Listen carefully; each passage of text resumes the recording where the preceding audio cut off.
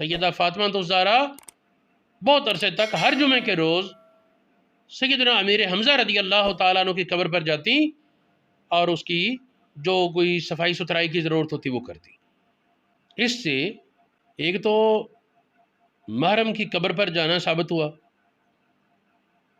سیدہ فاطمہ کہ محرم تھے نا، کہ حمزہ نبی پاک کے چچا ہیں، اور بعض روایات میں حضرت فاطمہ کی نسبت سے بھی چچا لکھا ہوا ہے، لیکن وہ جس طرح ہمارے دور میں بھی ہوتا ہے نا کہ ماں باپ جس رشتے سے بولیں بچے بھی اسی رشتے سے نام لینے لگتے ہیں۔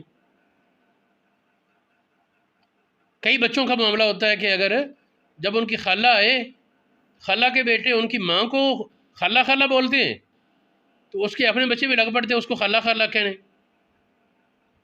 یعنی یہ بچوں کی ایک فطرت ہوتی ہے۔ تو اسی طریقے سے بعض اوقات ہوتا ہے ماں باپ جو اس نام سے پکاریں، ماں باپ کسی کو ماموں کہتے ہیں تو اولاد بھی ماموں کہنا شروع کر دیتی، حالانکہ اولاد کا رشتہ کچھ اور بنتا ہے۔ ماں باپ کسی کو چاچا کہتے ہیں تو اولاد بھی وہ کہنا شروع کر دیتی ہے اکثر۔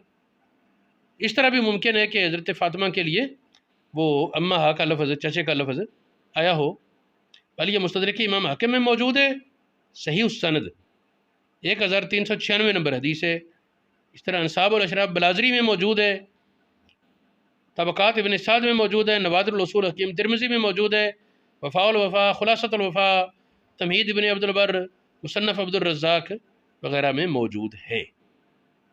دوسری بات، قبر پر تدفین کے بعد دعا، تو یہ حدیث عبداللہ ابن عباس رضی اللہ تعالی عنہما سے طبقات ابن سعد میں موجود ہے کہ عبداللہ بن صحابی فوت ہوئے تو ان کی قبر پر حضرت عبداللہ ابن عباس نے لوگوں کے پھرنے کے بعد دعا کی۔ قبر سے تدفین کے بعد جب لوگ ہٹے پھر عبداللہ ابن عباس نے دعا کی، تو اس سے تدفین کے بعد جب لوگ پلٹتے ہیں اس وقت کی دعا بھی اس سے ثابت ہوگی۔ پھر دیکھیں کہ ماتم کے بارے حضور علیہ السلام نے بڑی حدیثوں میں سختی سے منع کیا۔